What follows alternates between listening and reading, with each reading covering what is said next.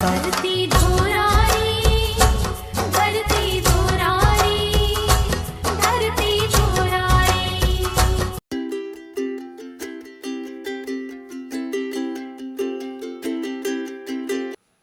माँ के इस ऊर्जावान प्रांगण में उपस्थित जनसमूह के सामने गुरुदेव की उपस्थिति है, माँ की उपस्थिति है, मंच पर उन सनातन योद्धाओं की उपस्थिति है जो किसी न किसी रूप में बहुत ही मेहनत के साथ में लड़ रहे हैं। मेरे प्रिय भाई चेतन खरे का आदेश है कि मैं यहाँ पर सुनाऊं और छोटे भाई विवेक ने बहुत अच्छी तरीके से कविताएं सुनाई भी। 4 पंक्तियों से अपनी बात शुरू करूं। 370 का आप लोगों ने देख चुके हैं कि क्या हो चुका है। अब लेकिन हमें आगे के कदमों की आवश्यकता है। हमने 370 भी हटा दी। अब हमें चाहिए कि वहाँ पर लोग बसना शुरू हों, कि आधी जब लोग बसना शुरू होंगे तब गुरुजी पहली 4 पंक्तियां आपके बीच में पढ़ने की कोशिश करता हूं कि आधी रात में सनातनी निकाले गए जहां। आधी रात में, बड़े होश में मैंने पंडित शब्द का प्रयोग नहीं किया है, बड़े होश में मैंने सनातनी लिखा है कि आधी रात में सनातनी निकाले गए जहां, अब वहीं होश को संभाल कर रहेंगे।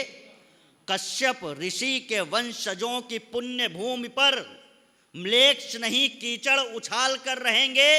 जामवंत हनुमंत को करेंगे क्रोधवंत, जामवंत हनुमंत को करेंगे क्रोधवंत। वक्त पड़ा रक्त को उबाल कर रहेंगे, वक्त पड़ा रक्त को उबाल कर रहेंगे। और अंतिम पंक्ति में पूरा सदन मेरे साथ होगा कि जामवंत हनुमंत को करेंगे क्रोधवंत, वक्त पड़ा रक्त को उबाल कर रहेंगे। और यमुना से कालिया निकालने वाले के भक्त, यमुना से कालिया निकालने वाले के भक्त झेलम का कालिया निकाल कर रहेंगे, झेलम से कालिया निकाल कर रहेंगे, झेलम से कालिया निकाल। बहुत बहुत आभार आपका कि केश जो महेश के विशेष खुलते नहीं। बहुत बढ़िया छंद है, बहुत बढ़िया। केश जो महेश के विशेष खुलते न यदि भगीरथी भाग्यवेक शेष नहीं होता जी। जानवी का जल जंगलों को जन्म देता ना तो संगठित वसुधा का भेष नहीं होता जी। होता ना विराट शैल रात का ललाट फिर धरती ना होती तो नगेश नहीं होता जी। और भारत की आत्मा के प्राण तत्व श्री राम, राम जी ना होते तो ये देश नहीं होता जी। और एक सेकंड के लिए अपनी आंखें बंद कीजिएगा। राम हमारे काम कैसे आए कि शीश तो आशीष हेतु माता पिता गुरुओं की प्रातकाल उठ के रघुनाथा माता पिता गुरु नावई माता की परंपरा है। हमें राम को 2 चरित्रों में देखने की आवश्यकता है, एक उनका मानवीय पक्ष और एक वो पक्ष जो वो शत्रुओं से लड़ने के लिए तैयार करते हैं स्वयं को, कि शीश तो आशीष हेतु माता। और इस छंद में दोनों पक्ष आ रहे हैं कि उनका ऊपर से नीचे तक। जनार्दन दादा आप देखिएगा कि एक सेकंड राम के उतरते हुए दृष्टि से देखिएगा कि शीश तो आशीष हेतु माता पिता गुरुओं के, आंखें भक्तों के उतरने के काम आ गई। बेर चखने को मुख, गर्जने को कंठ वक्ष की शिराएं शौर भरने के काम आ गई। खींच के सारंग बाण छोड़ती हुई भुजाएं रावण के प्राण हरने में काम आ गई। और चरण अहिल्या मां को तारने में आए काम, पादुकाएं राज करने में काम आ गई।